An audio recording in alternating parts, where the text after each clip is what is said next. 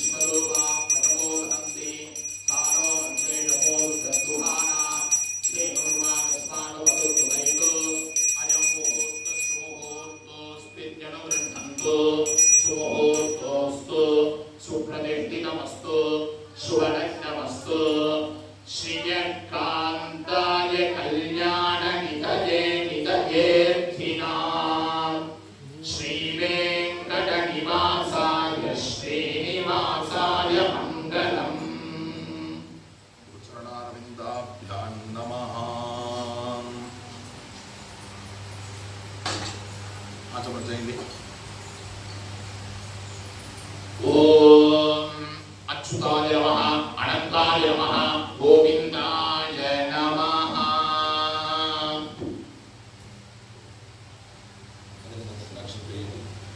சுக்லாம் பரதரம் விஷ்ணு எல்லாரும் பண்ணிக்கோங்க.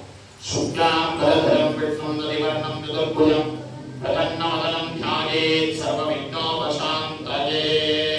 ஓம்